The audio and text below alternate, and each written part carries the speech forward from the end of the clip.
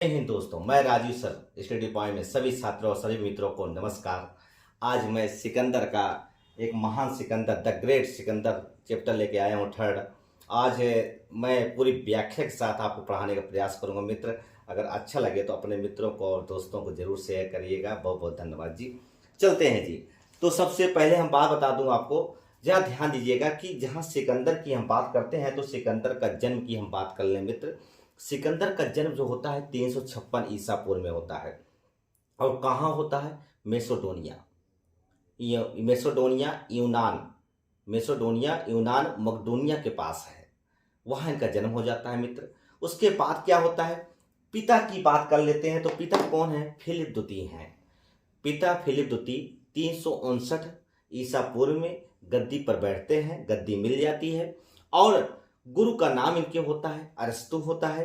और ये अरस्तु जो होते हैं दार्शनिक होते हैं। और देखा जाए तो जब दार्शनिक होते हैं तो जब सिकंदर देखा अरस्तु जब बुलाता है सिकंदर को तो कहता है कि यहाँ आओ, यहाँ आओ, सुनो सुनो सुनो। तब सिकंदर 9-2-11 हो जाता है। ऐसा क्यों हो जाता है मित्र? एक दिन ऐसा हुआ, अरस्तु पकड़ लिया जाते हैं। कहते कहाँ भागे जा रहे हो? हमको देख के क्यों भागते हो तुम भाई? क्यों ऐसा भाग रहे हो? तो जानते हैं पकड़ लिया जाता है। तो उसके बाद क्या होता है? जब देख लेते हैं तो उसके बाद कहते हैं कि एक काम करिए, तुम हम जानते हैं भाग जाते हो, तुम मतलब सीखते क्यों नहीं हो भाई? मैं आपको पढ़ाना चाहता हूँ। मतलब अरस्तु कहते हैं मैं तुम आपको पढ़ाना चाहता हूँ, मुझे देख के क्यों भागते हो? तुम 9-9-2-11 हो जाते हो। तो कहता है आप हमको जानते सज्जन पुरुष बनाना चाहते हो, मतलब अच्छा पुरुष बनाना चाहते हो। मैं अच्छा पुरुष बनना ही नहीं चाहता हूँ। अरे तुम जानते हैं मुझे अच्छा पुरुष, मैं जानते हैं मेरे दिल में दर्शन शास्त्र है, बनना चाहते हैं। आप मुझे दर्शन शास्त्र बनाना चाहते हैं और हम दर्शन शास्त्र बनना नहीं चाहते हैं। मेरे दिल में क्या इच्छाएं होती हैं? मेरे दिल में यह इच्छाएं होती हैं जैसे साइरस हैं और हरकुलिस हैं, उनकी योद्धा जैसे बने हैं, जैसे साइरस लोग योद्धा बने हैं, वैसे मैं भी एक महान योद्धा बनना चाहता हूँ। मित्र, अब जरा ध्यान दीजिएगा कि जरा ध्यान दो भैया। तुम उस समय क्या हुआ, यह बात जब पापा को मिली, सिकंदर के पिताजी को मिली कि मेरा बेटा जब गुरु के पास जाता है भाग जाता है, तो वो पता चलता है कि वो मेरा बेटा योद्धा बनना चाहता है। तो पापा कहते हैं इधर आओ बेटा, तुम योद्धा बनो, योद्धा में कोई दिक्कत नहीं है आप, मगर आप एक महान योद्धा बनो। ये नहीं है कि छोटा मोटे योद्धा बन चले जाओ और पूरे विश्व का नाम करो, पूरे विश्व में आपका डंका बजे, आपके नाम से लोगों को डरना महसूस हो जाए। बच्चे सोचा बेटा नहीं सिकंदर आ रहा है। तो पापा की 335 में क्या हो जाती है? मृत्यु हो जाती है। सिकंदर के पिता की मृत्यु हो जाती है पापा जी को। और उसके बाद गद्दी पर वो संभाल लेता है। कौन सा 335 ईसा पूर्व में? 335 ईसा पूर्व में कौन संभालता है? सिकंदर महान गद्दी संभाल लेता है और 2 वर्षों में एक खतरनाक सेना बना देता है। 2 वर्षों में एक खतरनाक सेना बनाता है। और उसमें जानते हैं सेना में उसके पास देखा जाए 30,000 पैदल सेना होती है। मित्र, 30,000 पैदल सेना और 5,000 मतलब देखा जाए घुड़सवार रखा है सेना।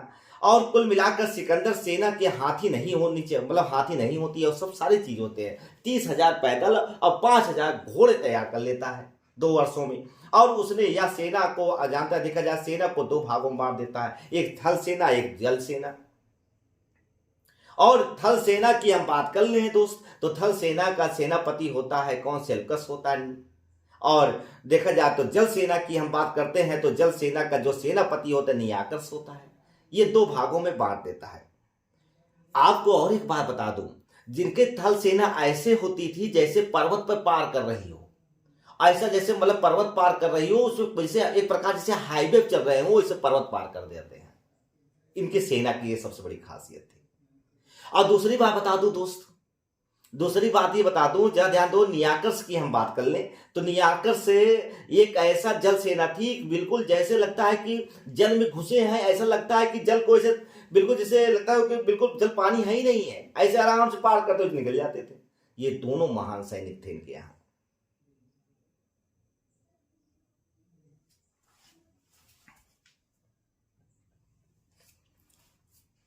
सिकंदर की बात कर लें, सिकंदर के घोड़े का नाम बुफेला है, बुफेला कहीं लिखा रहता है।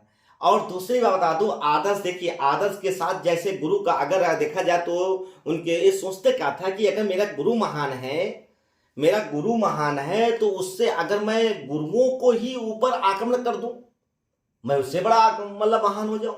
देखो सोच देखिए मित्र, सिकंदर सोचता था कि अगर गुरु को प्रथम स्थान दिया गया है तो गुरुओं के ऊपर आक्रमण करके गुरु को पहला तो स्थान मैं ले लूं, ये सोचता था।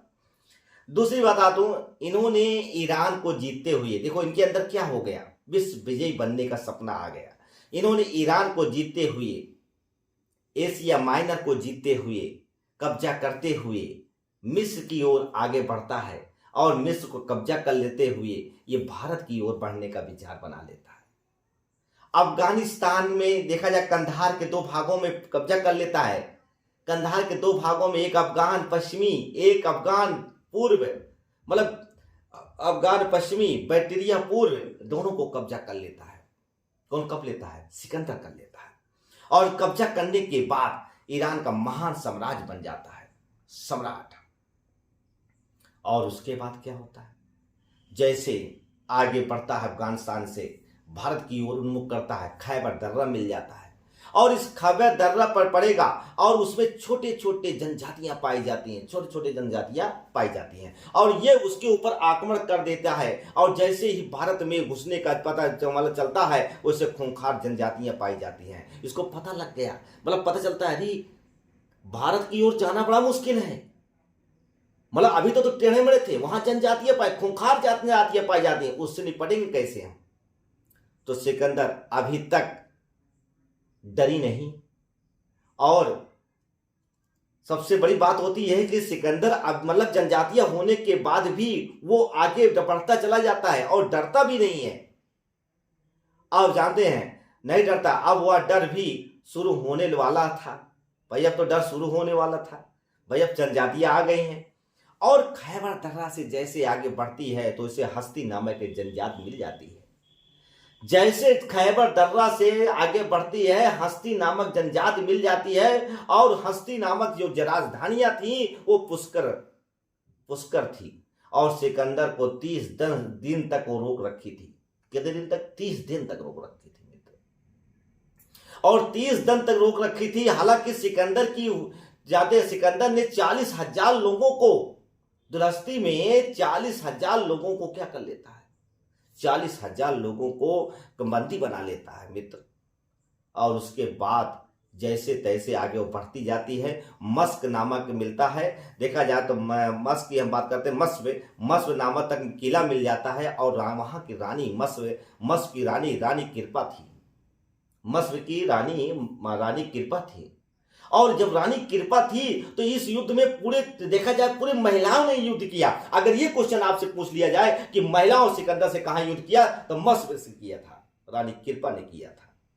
और रानी कृपा ने देखा जाए तो मारी जाती, जानते हो भैया सिकंदर महान है, सब युद्ध जीत के आया है, वहां कौन तोप मारना है। तो रानी कृपा मारी जाती है, पहली बार महिलाओं ने युद्ध लिया था। जैसे जैसे आगे बढ़ता था तो देखा जाए तो उस समय एक खाई मिलती है और उस पर जानते हैं ऐसे आगे बढ़ता है, एक खाई मिल जाती है, उस पर पुल बनाना चालू कर देता है और उसका नाम रखता है अवहिंद का युद्ध, अवहिंद का पुल भी कहा जाता है। जैसे जैसे वो आगे बढ़ता है अवहिंद पर पुल बनाता है, उसका नाम अवहिंद रख दिया जाता है, अवहिंद। और जानते हैं 35 दिन तक आराम करता है मित्र, 35 दिन तक आराम करता है। बिल्कुल आज मैं एक एक कहानी बताने जा रहा हूं सिकंदर की, ऐसी कहानी आज तक कोई यूट्यूबर नहीं बताता है। मैं पूरी कहानी बताने का प्रयास कर रहा हूं और आप वीडियो रोक रोक कर चाहो तो लिख सकते हैं मित्र, हर पॉइंट को।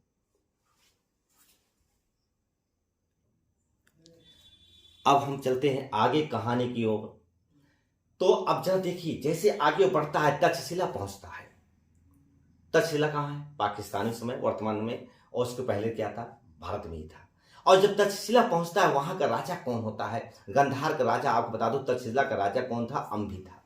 और अंभी ने क्या किया कि अंभी ने कहा कि पता चला कि वह आगे आ रहा है और उसको पता चल गया कि ये कभी किसी से युद्ध हारा नहीं है, ये पहले जाकर जानते हैं तो पता चलता है तो से तो द ग्रेट सिकंदर था। और जब ये पता लगता है कौन आगे आ रहा है भाई, ये अंभी दाई जानते हैं, ये दाई अंभी तो अपने आप को दम दिखाया कि मेरे इलाके में कौन पैदा हो गया, मुझसे बड़ा कौन गुंडा आ गया। और जब पता लगा कि ये महान सिद्धा ग्रेट सिकंदर आ रहे हैं तो उस समय तक्षशिला पर कुलपति कौन था? कौटिल्य थे, चाणक्य थे। पापा का नाम चाणक्य क्या होता है? चणक। माता का नाम चणकी। दोनों कौन धर्म के अनुयायी थे? जैन धर्म के उपासक थे। अब देखिए, जब ये पता चलता है कि मतलब कि देखा जाए, पहले तो देखो बहुत ताव से बोलता है हम भी, अबे कौन है हमारे इलाका में, ऐसे ढेर कुकुर आते हैं, मैं लौटा देता हूँ। जब ये पता चलता है द ग्रेट सिकंदर आता है तो भीगी बिल्ली यस बन जाता है, बकरी सिंह हो जाता है। अब क्या हुआ, अम्बी, जब चाणक्य ने अम्बी को बुलाता है, जानते हैं अम्बी ने चाणक्य को बुलाया, आप परेशान मत होइए, चाणक्य से कहता है, और परेशान मत होइए, ऐसी रणनीति बनाऊंगा कि कोई नहीं टच कर सकता आप उनको। कौन कह रहा है? अम्भी। तो अम्भी के सपना आने लगा। अम्भी को क्या आने लगा? सपना। सपना क्या आया? मार डालेगा। कौन मार डालेगा? सिकंदर। और जब सिकंदर को अम्भी को सपना आने लगा, कहा सोचा करी तो मार डालेगा साला। एक काम करो, और सुबह हुई, हाँफते हाँफते हाँफते हाँफते पहुंच गया कहां? हम भी पहुंच गया सिकंदर के पास। कहता है हे महान गुरुजी, सिकंदर के पास जाता है, तलवार निकालता है। सिकंदर सोचता हाँ ये कुछ लगता है चौका चक्की करेगा, नहीं। सिकंदर तलवार निकालता है और उसके घोड़े के पास जाता है, पैर के नीचे अपनी तलवार नतमस्तक होकर पैर के नीचे, बुफेला के नीचे रख देता है। भैया हाथ जोड़ते हैं, माई बाप हम बहुत दमदार नहीं है, ज्यादा बहुत ज्यादा नहीं, हमें पोलियो हो गया है, क्या समझा था। अब भैया देखो, चाणक्य कहता है किस पागल से, जानते भैया ये कैसा पागल है भैया, एकदम पूरा पागल है, कैसे पगले सारे राजा बना दिए हैं। तो कहता है भैया एक चक्कर छोड़ो, ये ससुरुआ का करेगा, ये पूरा बेच जाएगा विदेशी के हाथों में। तो कहता है मैं चलता कहाँ हूँ। चाणक्य जाता है मगध जाता है दोस्त। कहाँ जाता है? मगध। और सीधे सीधे जब मगध की ओर जाता है तो वह जानते हैं उसकी जगह, जैसे ये वहां पर जब सनकी था वैसे वो एक बड़ा और सनकी मिल गया। वो सनकी कौन था? गंगा। कौन है? घनानंद। घनानंद एकदम सनकी सोल्जर था। कहा भैया वहां लोग इतने परेशान थे कि भैया टैक्स पे टैक्स, जैसे आज कौन दे यहाँ टैक्स, भी मांगे चला है, तो अब कोड़ा मार मार के लेता था। बेचारे वहां के लोग परेशान थे, घनानंद सनकी से परेशान थे, घनानंद सनकी से परेशान थे भैया। और उसके बाद क्या हुआ, अब वहां के लोग कहते भैया अभी टैक्स दिए, कहा नहीं जब मन कही तब मांगा तो सी, आज जब मांगा तब तो टैक्स दे पड़ी, हमारी मर्जी। कौन कहता है? घनानंद। कहता ही तो एकदम सनकी है। कहा सा दो पागल हमारे देश में है मित्र।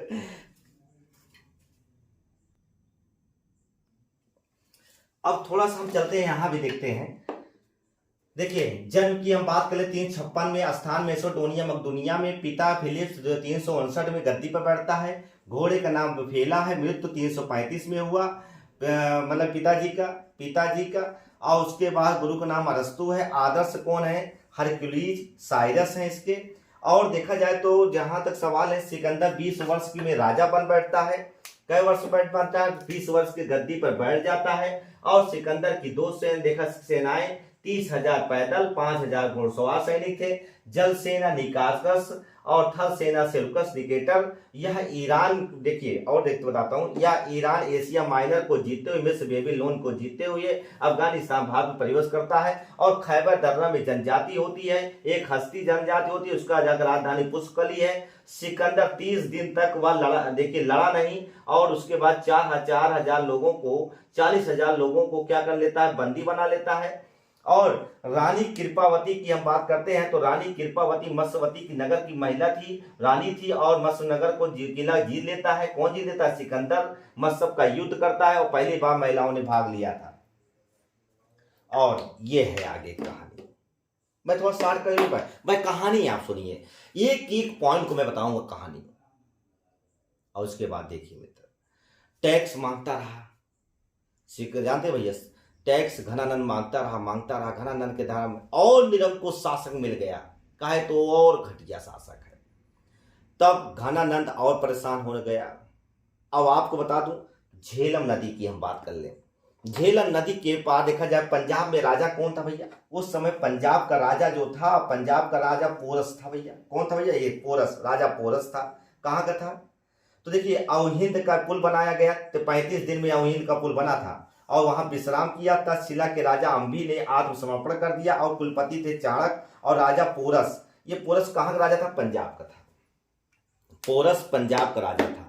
वहां पर देखा जाए तो सिंधु नदी, झेलम नदी, चिनाव नदी, रावी नदी, देखो ये रावी नदी और पांचवी है ब्यास नदी, ये नदियां थी वहां पर। अब आप समझ सकते हैं, सिकंदर ने कहा पोरस से, कहा याद है, सिकंदर ने कहा पोरस से तुम घर जा चले जाओ, और पोरस ने कहा हम नहीं जा सकते, मैं बिना युद्ध किए नहीं जाऊंगा। और उसके बाद क्या हुआ, जैसे जैसे सिकंदर आगे बढ़ता है और झेलम नदी में आ जाती है बाढ़। कहते हैं, देखिए इतिहासकार अलग अलग बताए हैं, कहीं कोई तरह बाढ़, और जब झेलम नदी बाढ़ आ जाती है, सिकंदर पूछता है आम लोगों से, भैया ये बताओ ये बाढ़ कब तक रहेगी?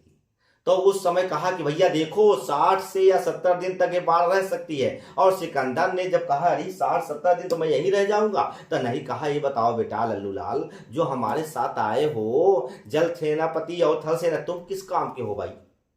जल वाले बुलाओ, इधर आओ, नियाकस तुम बहुत 30 मार खा बनते, चल नदी पार कर। और नियाकस ने अपने कर्तव्य दिखाया और ऐसा पार किया बिल्कुल जैसे लगता है पक्की रोड बनी हो।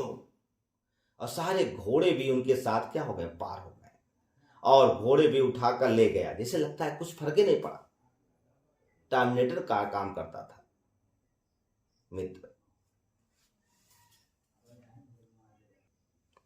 और उसके बाद जरा ध्यान दीजिए मित्र, अब उस समय जानते हैं राजा पोरस के पास सैनिकों की कमी नहीं थी। राजा जानते, राजा के पास 30,000 पैदल, देखो पोरस के पास 30,000 पैदल सेना, 300 रथ थे, 200 हाथी थी। मतलब देखा जाए तो सिकंदर से ज्यादा सेना किसके पास थी? राजा पोरस के पास थी।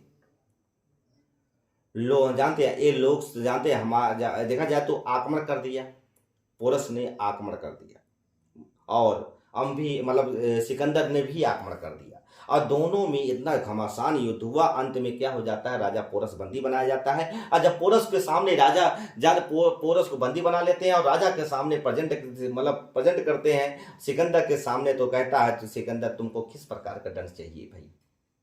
एक राजा हो तो पोरस कहते हैं जिस प्रकार एक राजा को दंड दिया जाता है उसी प्रकार हमको भी मिलना चाहिए। अब देखिए जरा ध्यान दीजिए, झेलम युद्ध, देखिए जहां तक सवाल है, झेलम का युद्ध करने के बाद वो आगे बढ़ना चाहता था, मगर यहां पर जनजातियों का बौछार लग चुकी थी। और यह समय देखा जाए तो जनजातियां थी, कहे भैया आगे बढ़ोगे मार जनजाति पड़ी है, और घोड़े, और जानते हैं, और कहेंगे अगर तुम मगध तक कब्जा करना चाहोगे तो मगध में जानते हैं जॉनसन की राजा है, एकदम फुल पागल है, इस समझ लो कैसे मारेगा, समझ लो चील कौवा तक न मिली खाएगा। कहा, और राजा एकदम डर गए, जो राजा नहीं डरा, राजा के सैनिक इतने डर गए, कहे हे पापा के याद आव, मम्मी के याद आवत, हम जा पाए घरे, हम मम्मी के याद आ रहे, हम जा रहे घर। और आगे बढ़ने मगध जाओगे तो समझ लो बहुत बड़ा ब्यास नदी को पार करोगे। ब्यास नदी पे जोन जोन जनजातियां हैं, और जानते हैं उसको पार करना इतना आसान नहीं है। और जब वहां पार करने के बाद जोन संकी राजा मिलेगा मगध का, दौड़ा दौड़ा कर मारेगा, कहे अरे। और उसके बाद कहे भैया सैनिक के साथ जो सैनिक थे, कहे हम ना रह पाए, हम जाते मम्मी के लगे। अब सैनिकों ने कहा चलो ठीक है चलो भाई, और वापस जब जाने लगा तो एक दार्शनिक मिल गया, और दार्शनिक देखा जाए तो उन्होंने कहा कि देखिए भाई, दार्शनिक मिला रास्ते में, उन्होंने विचारा, कहा देखिए भाई आप बहुत बड़ा योद्धा हैं, तो जानते थे योद्धा थे, और एक प्रकार बता दूं आपको मित्र, दार्शनिक ने कहा तुम्हारी मौत निश्चित है, और तुम ऐसे मरोगे, ऊपर आसमान सोने का रहेगा और नीचे जमीन की लोहे का रहेगी, उसी बीच में तुम रहोगे, और जब ये दोनों रहेंगे साथ तभी तुम्हारी मृत्यु है। तो सिकंदर कहता ये सब होगा ही नहीं कभी, फालतू परेशान मत हो, तुम दार्शनिक जाओ।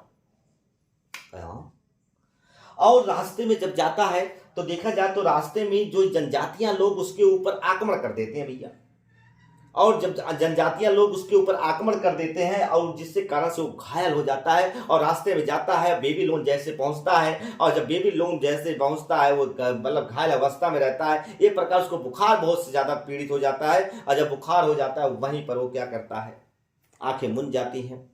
और इनको सैनिकों ने क्या करते हैं, तो सैनिकों ने सोचा करिए राजा है, इनको राजो कैसे जमीन लेटाते हैं। वो अपने कवच उतारता है और लोहे का उसी पे लेटा देता है। और उस समय इतने सोना चांदी वो लूटा था, इतने ज्यादा सोना चांदी लूटा था, और उन्होंने सोचा उसमें एक सोने की छाता था और छाता ऊपर लगा दिया। और जैसे जैसे सिकंदर की आंख खुलती है, वैसे वो जब देखता है ऊपर सोना, आसमान में सोना, और नीचे देखा तो अरे हाँ लोहा। तुरंत कहता मेरी मृत्यु निश्चित हो गई है, और तुरंत सैनिकों को बुलाओ, और तुरंत सैनिकों को बुलाओ, मेरे जितने भी सैनिक हैं सबको ही आ जाओ।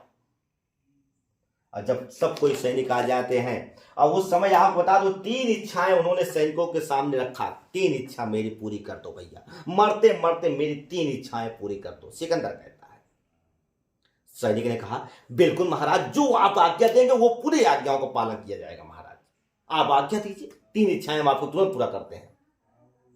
और जानते हैं इन्होंने कहा कि मेरी अर्थी को उठाएगा चिकित्सक।